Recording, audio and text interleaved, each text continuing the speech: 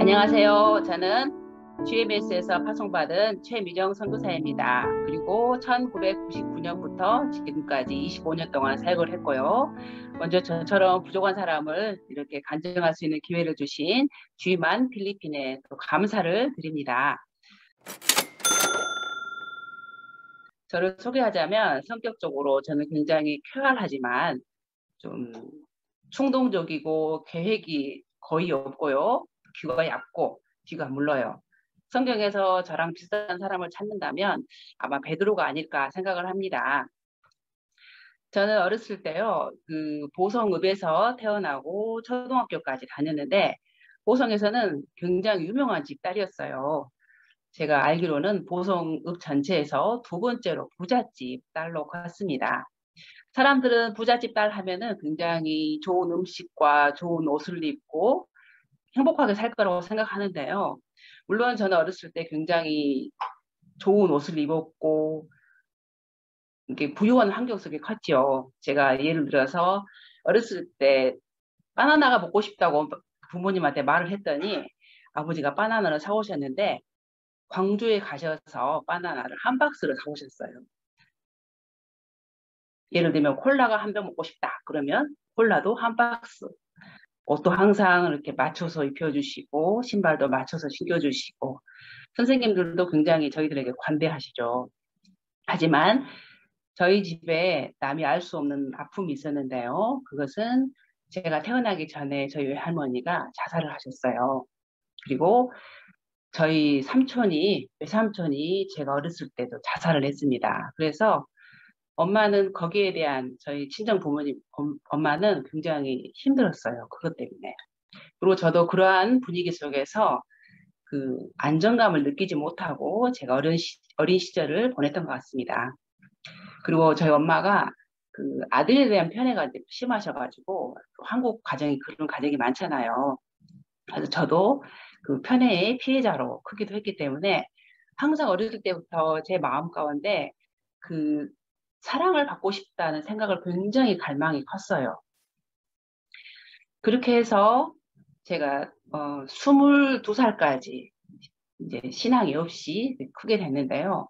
그런 어린 시절에 그런 과정 영향도 있고 해서요. 저도 이게 심각한 우울증 가운데 학창 시절을 보냈습니다. 그리고 저 역시 고등학교 3학년 때 그런 그 스트레스를 이기지 못하고 제가 수면제를 먹고 자살을 했어요.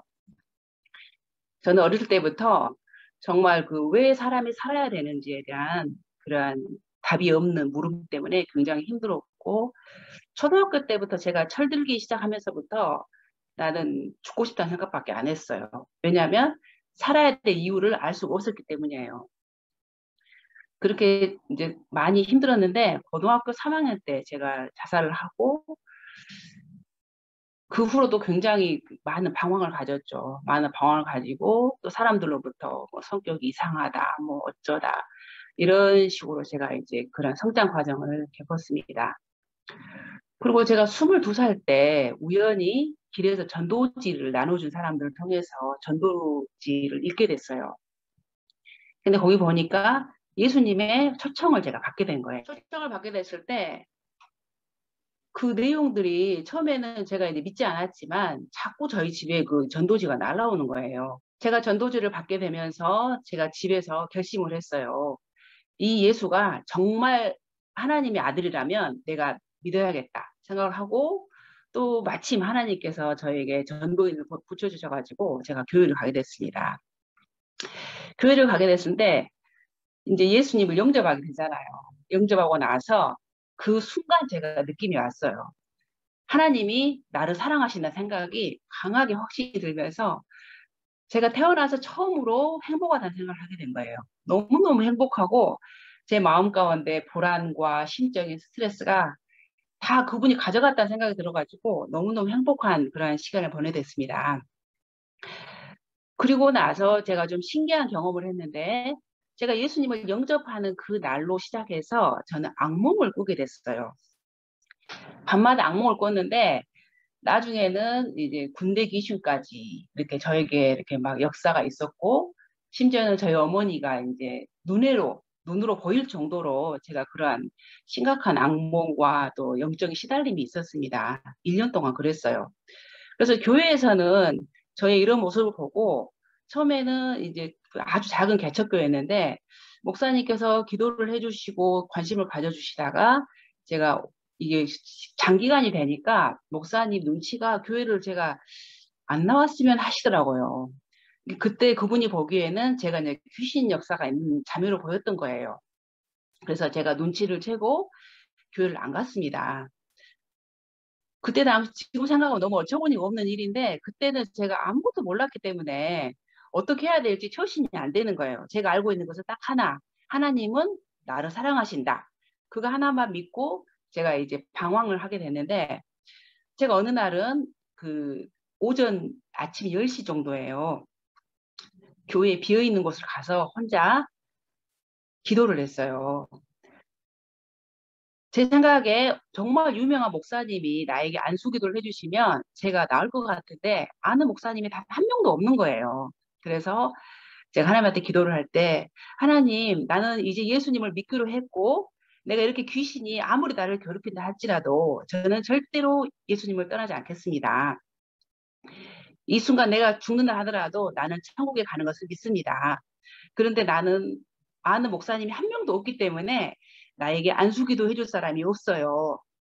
주님, 저에게 예수님의 손으로 저에게 안수해 주시면 제가 마음의 위로가 받을 것 같습니다. 저에게 안수기도를 해주세요 하고 제가 하나님한테 그런 요청을 했어요. 그렇게 됐는데 제가 그 기도를 마치고 제가 예배당 의자에서 일어나는 순간 걷는데 느낌이 이렇게 구름 위를 걷는다는 생각이 드는 거예요. 그래서 제 속으로 왜 이렇게 내 몸이 가볍지? 하는 생각과 아, 내 안에 있는 그런 악한 영들이 다 떠났구나 하는 확신이 들었어요. 지금 돌이켜 생각해보면 이것은 하나님께서 나에게 그 영적인 훈련이었다고 저는 생각을 합니다. 그때 당시로 힘들었지만 지금 생각하면 너무나 감사한 일이에요. 그래서 그때 제가 마귀에게 말했어요. 고맙다. 너 때문에 나는 살아계신 하나님을 경험했고 예수 그리스도의 권세가 얼마나 강한지 알았다. 나는 너에게 정말로 고마움을 표하고 혹시 내가 영적으로 약해지면 너는 다시 나를 공격해라. 그래야 나는 더 예수를 믿는다 하고 이 정도의 어떤 마귀와의 이야기도 있었어요. 그리고 나서 이제 92년도에 제가 이제 러시아에 음악 연수를 갈 기회가 생겼습니다. 그러니까 이제 제가 예수 믿고 아마 이제 1년 정도 좀 지난 상태죠.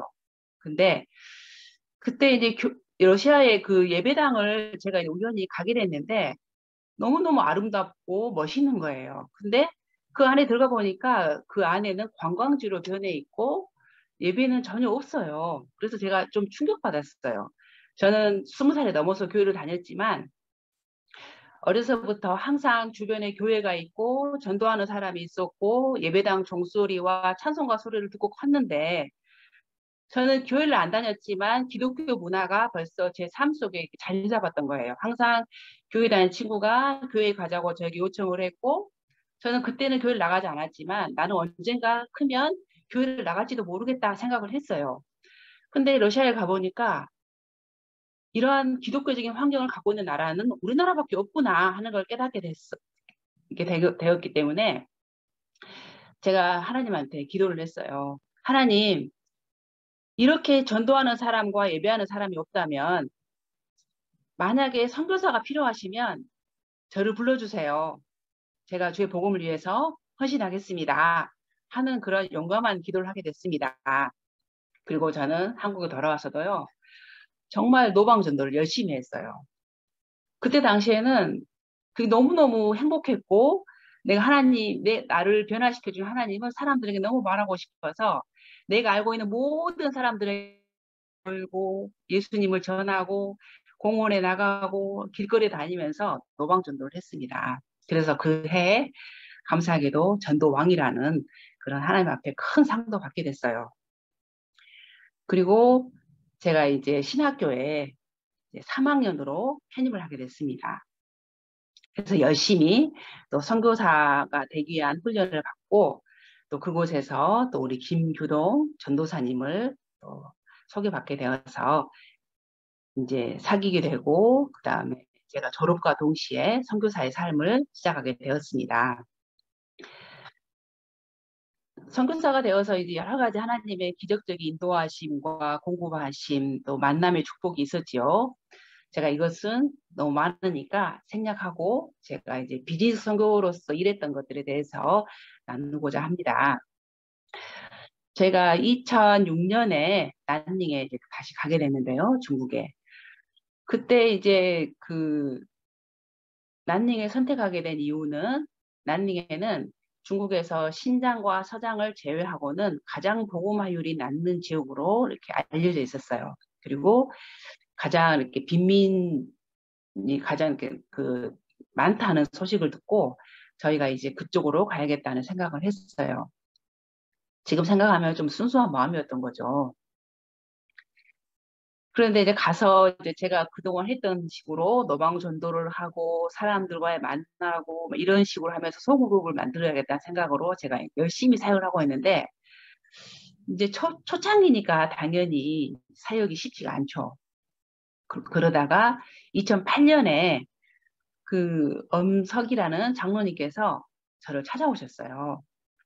그분께서 주님으로부터 받은 그러한 비전인데, 피부 미용샵을 통해서 중산층을 선교하자는 그런 전략을 가지고 저를 찾아오셨는데, 제가 그분께 딱 잘라 거절했어요. 왜냐하면 저는 미용에 관심도 없고, 그리고 그러한 그 뭔가에 장사를 한다는 거에 대해서 거부감이 생겼기 때문에 저는 그 장로님께 미용 자체에 제가 관심이 없기 때문에 미용 선교는 하지 않겠습니다 하고 딱 잘라 말을 했는데, 그 장로님께서 포기하지 않고 저희 남편을 찾아온 거예요. 그래서 우리 또 김규동 선교사님께서 당연히 된다고 오케이를 승인을 하셨어요. 그래서 어쩔 수 없이 제가 또 순종하는 마음으로 한 번도 해보지 않은 미용 선교를 시작하게 됐습니다. 저는 굉장히 두려웠어요. 왜냐하면 제가 그때 나이가 40 정도 됐는데 정말 장사를 한 번도 해본 적이 없었고, 그리고 어떻게 여자가 예뻐지는지도 몰랐어요. 하나님이 시키는 거니까 한번 해보자 하고 이제 시작을 했죠. 그리고 2년의 기간을 통하여서 8명의 사람들을 이제 미용 훈련 이제 시키게 되고 말씀으로 양육하면서 2년의 준비 시간을 거쳐서 2010년 저희가 이제 1호점을 출발했습니다. 그때 현찰로 5천만 원을 저희 지어주시더라고요. 그리고 그분이 실제로 이렇게 실리장식을 하시고 하시면서 엄청나게 공을 들여가지고 저에게 그 샵을 이제 운영할 수 있도록 주셨는데, 저는 그때 하루하루가 바늘방석을 걷는 것처럼 너무너무 힘들었어요. 너무 정신이 없고 삶이 너무나 막 좌절감이 생기고 힘들었는데, 그 1호점은 정확히 반년 만에 쫄딱 망했어요. 단 한 푼도 건질 수가 없었고, 그때 제가 장로님을 찾아가서 말씀을 드렸어요. 장로님은 나이가 60이 넘고 저는 한 번도 사업을 해본 적이 없는 사모인데 우리 둘이 만나서 이 돈 다 까먹고 다 망했다고, 왜 나를 이런 힘든 일을 시키냐고 그러면서, 장로님 우리 돈 한 푼도 없이 다 날아갔어요 하면서 제가 막 원망하듯이 장로님한테 말씀을 드렸는데, 그 장로님께서 저에게 사모님, 나는 하나님 앞에 드린 거로 끝났고 사모님이 반년 동안 미용을 한 것으로 저는 만족합니다. 그리고 그 다음 일은 어떻게 될지 아무도 몰라요. 저는 하나님이 어떻게 인도하실지 지금부터 지켜보겠습니다 하고 말씀을 하셨어요. 그리고 그날 저녁부터 저는 또 잠 못 이루는 고민을 하게 됩니다. 그것은 왜 망했는가를 고민하는 거예요. 아침부터 저녁까지 고민하고 자다가 고민하고 왜 나는 망했는가, 왜 나는 망했는가를 수십 번을 외치면서 제가 알게 되는 결과가 있었어요. 첫 번째 망했던 원인은 제가 무턱대고 한국식으로 했다는 것. 물론 한국식으로 해야 되지만 현지 상황을 전혀 이해하지도 않았고 현지인의 소비 패턴도 이해하지 않았고 현지인이 그곳에서 그 사업 구조라든지 상업 그런 패턴들을 전혀 이해하지 않고 그냥 우리식으로만 밀어붙였던 거예요. 당연히 망하죠. 그리고 그때부터 제가 이제 중국에서 살아남는 미용샵은 어떤 것인가를 연구하게 됐습니다. 그래서 알게 되는 게 그 가정집을 개조해서 미용샵을 하는 곳이 많더라고요. 그렇게 하면은 굉장히 그 운영비가 절감돼요. 그전에는 상가를 통해서 이제 미용샵을 했는데 그때는 매달 그 운영비가 한 200만 원 정도. 집세와 월급만 해서 재료비하고요. 그런데 이제 가정집으로 들어가서 하면은 100만 원이면 됐더라고요. 그래서 제가 내가 이래서 망했구나 하는 것을 깨닫고 두 번째는 만약에 내가 2호점을 하게 된다면 이렇게 하면 되겠다 하는 판단이 섰어요. 그래서 제가 다시 한번 주님 앞에 기도를 했죠. 하나님, 내가 1호점은 보기 좋게 망했지만 나에게 다시 한번 기회를 주시면 이번에는 한번 해보고 싶습니다 하고 제가 오히려 바뀌게 된 거예요. 그렇게 기도를 하고 있는데 저희 가정에 정말 주님의 은혜로 그 차량 헌금이 들어왔어요. 그리고 아이들 학비에 대한 그런 헌금이 들어왔는데 제가 남편한테 여보, 내가 1호점 망했지만 2호점을 하면 성공할 것 같아. 그래서 남편한테 제가 2호점을 할 돈을 이제 2천만 원을 남편이 갖고 있는 돈 다였죠. 그거를 뺐다시피 해서 2호점을 시작했습니다. 첫째 아파트형이었잖아요. 그래서 방 하나는 미용방, 그리고 또 손님이 오면은 그 방은 또 게스트룸으로 쓸 수도 있어요. 두 번째는 옥으로 만든 찜질방이었어요. 또 그런 스태프들을 하나님께 주셨기 때문에 이런 것들을 좀 자유롭게 만들 수 있었습니다. 그 다음에 방이 3개잖아요. 보통 아파트가. 그래서 방 하나는 미용, 두 번째 방은 옥찜질방, 또 하나의 방은 손님방, 그리고 네 번째 이제 거실은 교제 장소라든지 또 예배와 성경 공부의 방으로 제가 이제 만들었어요. 그렇게 하다 보니까 이제 스태프들도 자유롭게 거할 수가 있고 미용도 할 수 있고 그리고 또 찜질방도 있고 그러니까 굉장히 운영이 쉽더라고요. 그렇게 하다 보니까. 그렇게 해서 이제 시작을 했는데 또 감사한 것은 이제 하나님께서 그 다음부터는요. 미용에 관계된 너무나 많은 사람들을 끊임없이 붙여주셨어요. 참고로 저는 이제 지금까지도 미용을 할 줄 몰라요. 왜냐하면 미용에 관계된 사람들을 너무 많이 보내주셨기 때문에 그 사람들을 통해서 이러한 샵들이 운영되고 또 굴러가는 걸 제가 보게 됐습니다. 제가 그때 배운 것은 저는 피부 미용샵을 통한 도구마를 요청받았을 때 제가 해야 된다고 생각했어요. 근데 그게 아니고 하나님께서는 저의 순종을 통해서 다른 정말 그 미용의 전문직을 갖고 있는 사람들을 서로 만나게 하시고 연결하게 하시면서 그 사람들에게 그런 축복을 주신 것들을 제가 보게 됐어요. 그래서 그때 제가 배운 것은 하나님께서 어떤 일을 시키든 내가 아무리 할 수 없는 일을 시킨다 할지라도 주님이 시킨 거라면 반드시 해야 된다는 것을 깨달았어요. 왜냐하면 하나님이 책임지셨던 것들을 제가 경험했으니까요. 그래서 이제 사람들을 만나고 또 하게 됐는데 이제 그렇게 하면서 이게 이제 좀 쉽게 이제 정착하게 되다 보니까 나중에는 8호점까지 열게 됐습니다. 그래서 이게 이제 낮에는 미용센터이자 밤에는 이제 성경 공부 또 예배 이렇게 양쪽으로 일하게 된 거죠. 그리고 이제 전도사들에게도 반드시 미용 기술을 가르치면서 이제 기술과 또 이게 말씀에 대한 훈련들을 하게 됐어요. 제가 지금 생각해 보면 다시 해라면 못 할 것 같아요. 그런데 왜냐하면 정말 제가 하는 게 아니고 하나님께서 하셨다는 말밖에 할 수가 없습니다. 그리고 이제 기도에 대한 한 간증을 말씀드릴게요. 이제 2012년에 남편이 이제 그 박사하기 때문에 한국에 가서 공부를 해야 되는데 제가 이제 갑자기 모든 사역을 이제 떠맡게 된 시기 됐잖아요. 그래서 이제 그 혼자서 이제 사역을 하다가 아침에 이제 기도회를 인도하게 됐는데 저희가 처음에 시작할 때부터 아침마다 이제 기도회는 한 1시간 정도 했어요. 근데 이제 원래 미용샵이요. 손님이 오후 아니면 밤에 많이 오고 오전에 손님이 거의 없어요. 그래서 기도회를 이제 아침에 하게 됐는데 1시간 하다 보니까 이게 2시간이 되고 2시간 하다 보니까 3시간이 되는 거예요. 그러면서 이제 하나님께서 그쪽 스태프들과 또 기도에 참석하는 또 자매들이 많잖아요.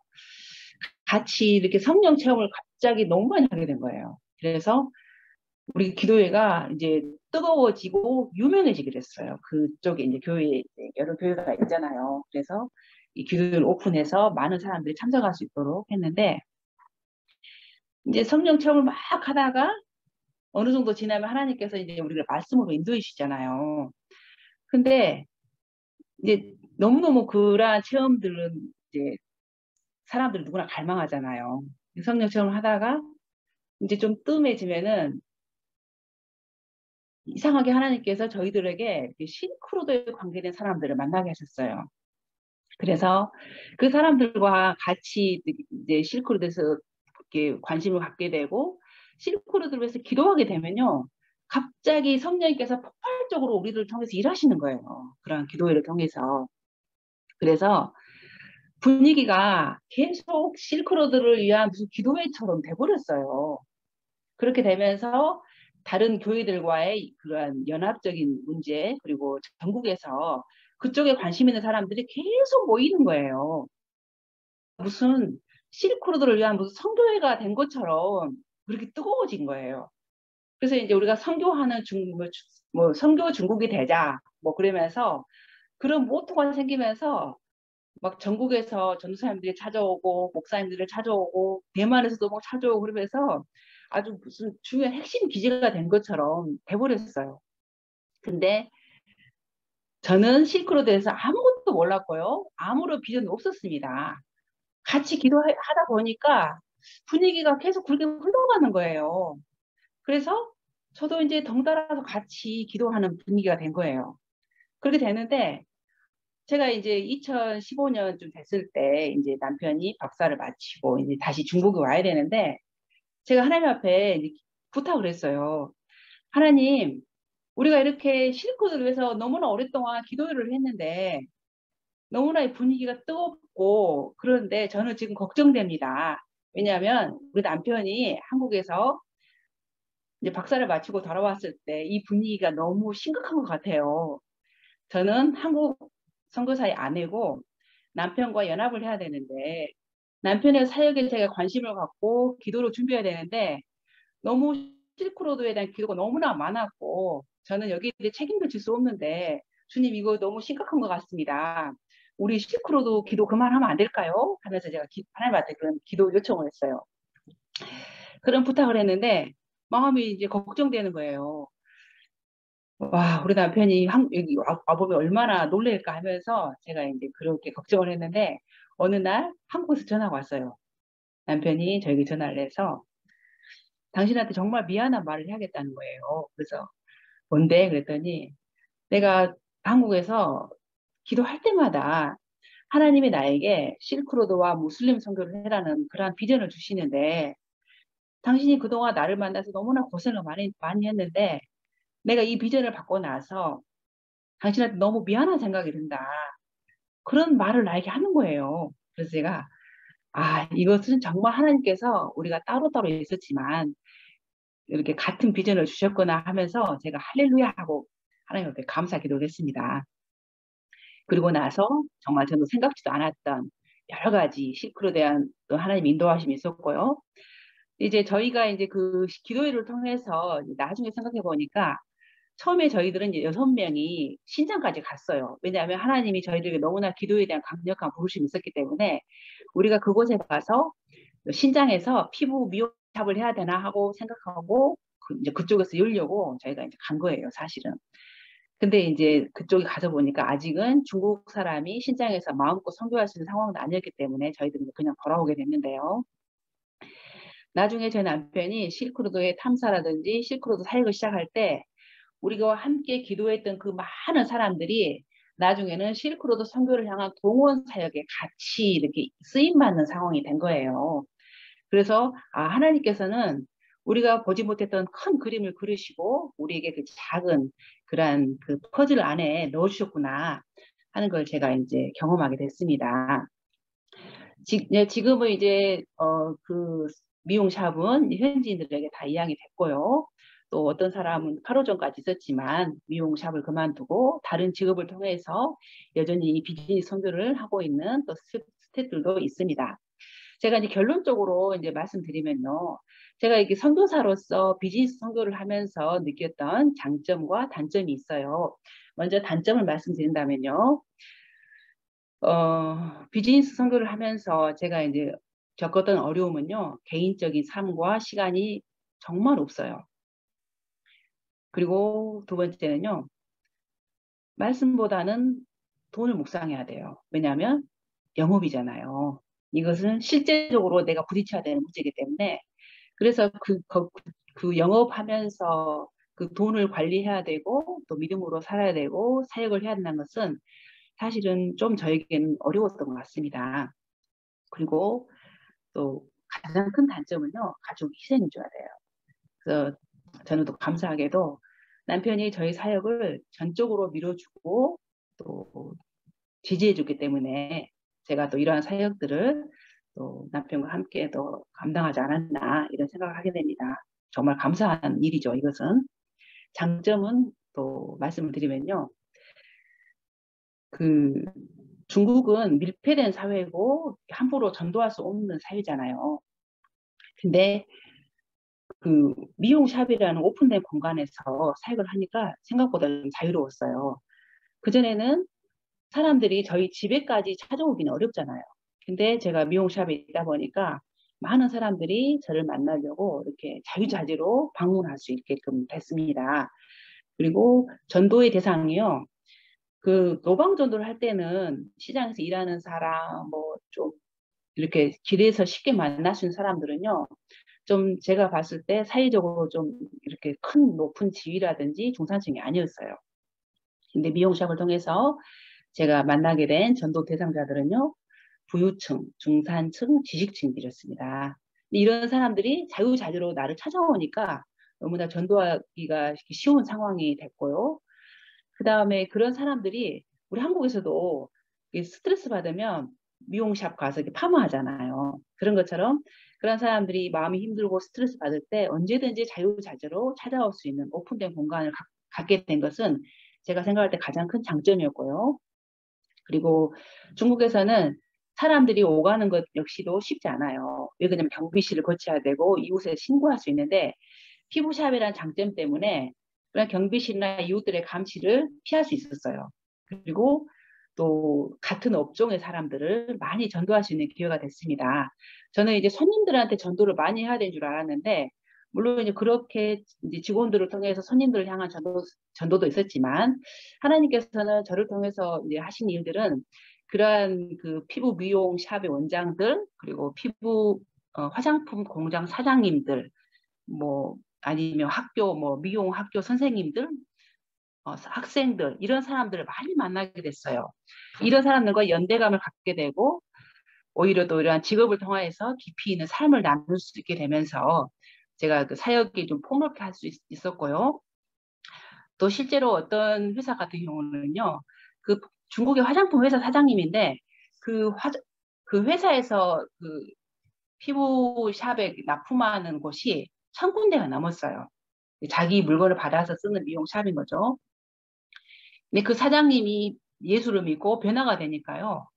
그 회사의 모토와 이념이 바뀌더라고요.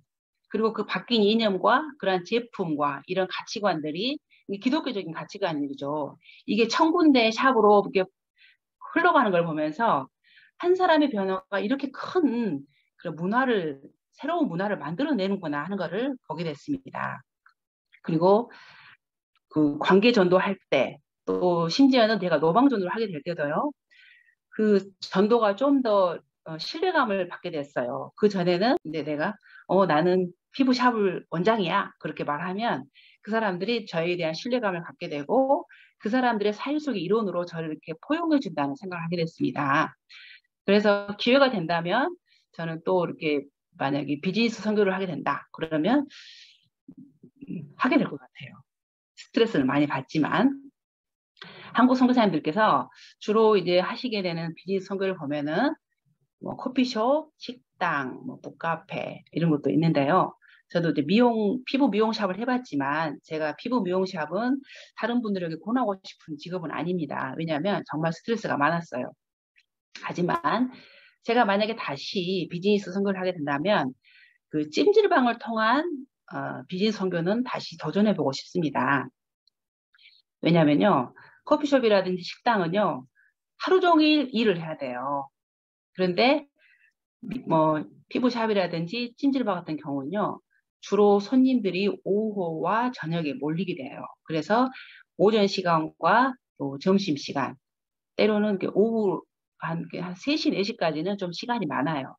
그래서 개인 시간이 좀 많으면서 또 작은 직업을 가질 수 있게 되고요. 또 사용할 수 있는 그런 기회도 마련되잖아요. 그래서 제가 좀 다시 해보고 싶은 비즈니스 선교는요. 찜질방을 통한 비즈니스 선교를 해보고 싶습니다. 그리고 저 개인 기도 제목을 말씀드리면요. 제가 이제 저는 처음에 선교사를 시작할 때는 제가 믿음이 좋은 줄 알았어요. 근데 제가 25년을 해보고 느낀 점은 갈수록 믿음이 없다는 걸 제가 느낍니다. 돈 앞에 무너질 때도 있고요. 인간관계 속에 무너질 때도 있습니다. 지금 저희 기도 제목은요. 제가 끝까지 그리스도인의 삶을 다 살아갈 수 있기를 정말 이건 저희 간절한 기도 제목이에요. 그리고 저희 가정에서는 물론 다른 분도 마찬가지겠지만 저희 부모님께서 정말 건강하게 잘 지내실 수 있도록 또 기도합니다. 그리고 저희 큰애가 이제 올해 8월에 대학에 가게 됐는데요.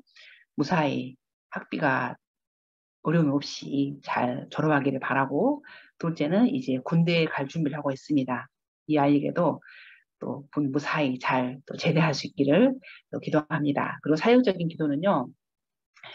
저희 남편의 이제 그 은사를 봤을 때 대만에 저희가 이제 오고 나서 제가 기도하기는 하나님께서 저 남편을 통하여서 또 대만 교회가 선교하는 교회로 저희가 좀 동원 사역을 좀 쓰임 받았으면 하는 그런 바람이 있고요.